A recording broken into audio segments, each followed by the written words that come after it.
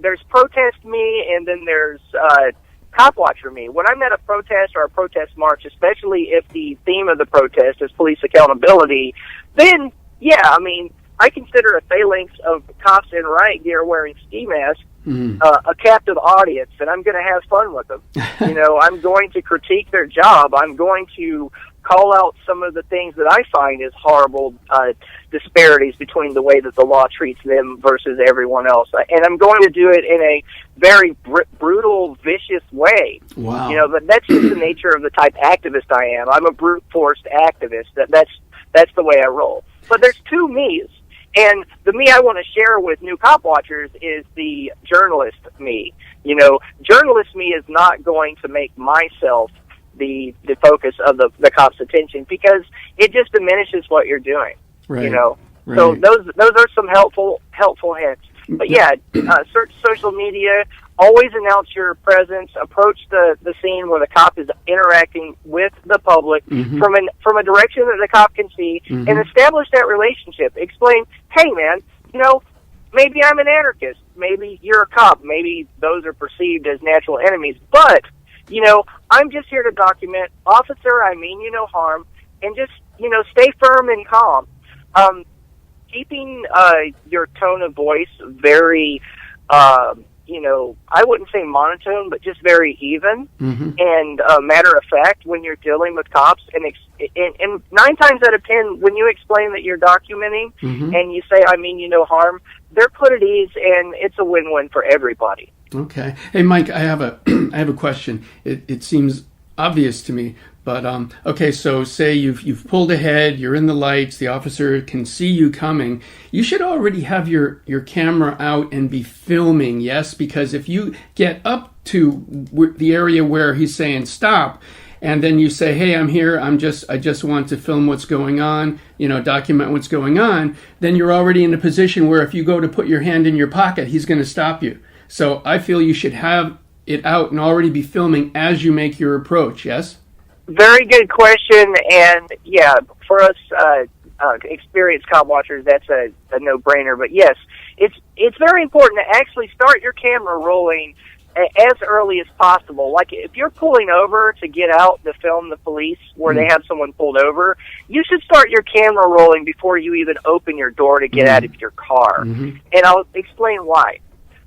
A lot of times, if you get that rogue cop that's going to abuse his authority, they're going to say, hey, you jaywalked,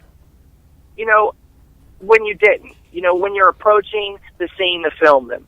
So I recommend starting your camera rolling when you're in your car, get out, film yourself hitting the crosswalk button, aim your camera at the crosswalk sign that says walk, film yourself walking through a green crosswalk, and film your whole interaction, because a lot of times there is that percentage of the population of law enforcement that will lie, will set you up, will view you as a potential threat to their ability to even do their job.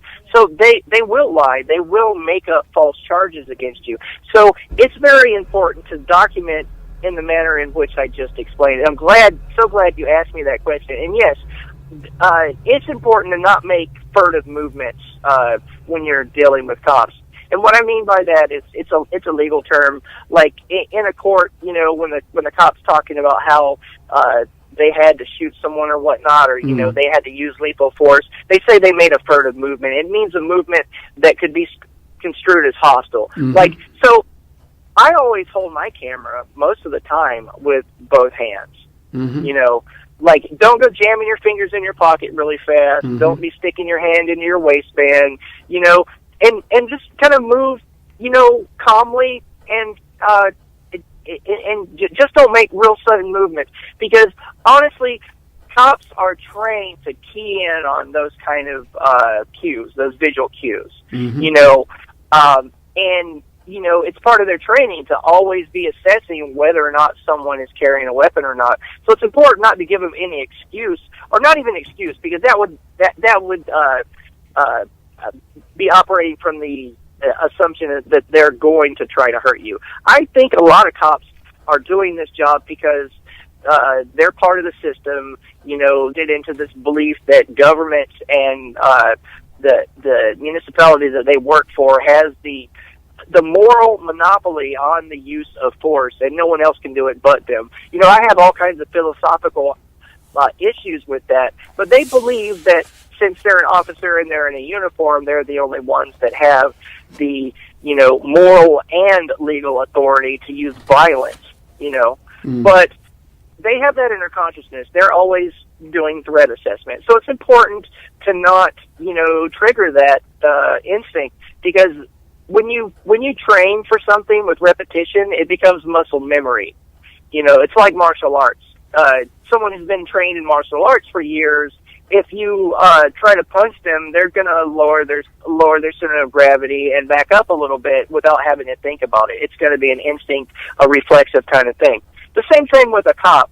They're trained to, respond with lethal force if somebody pulls a weapon. So if you make a movement that looks like you're digging in your pocket for a weapon or grabbing at your waistband, you could get really hurt. Yeah, definitely, in more ways than one. Say, Mike, I'm sure there are people listening right now that are just on the edge of their seat with this talk that we're having. And for those people, anyone that's curious and would like to know more about what it is you do, even beyond our talk here today, if they went to the internet, what are some good things that they could type in to find more about Mike BlueHair? Sure. Well, you could naturally just dive right in and go to my YouTube channel and just type Mike BlueHair in, and that'll take you to my main channel that has over 1,800 police accountability videos. But they don't really have the context that the average Joe would understand. So for a full and complete understanding of what I do, with all its nuances, there's a really great article. If you Google Monarch Review, Protecting the People with Mike BlueHair. Mm-hmm. Let me do it right now with my wrong hand. Let me make sure the article's still there. Mm-hmm. Yes, Protecting the People, cop watching with Mike BlueHair. Yeah, this article in the Monarch Review is a really great primer as to what I do.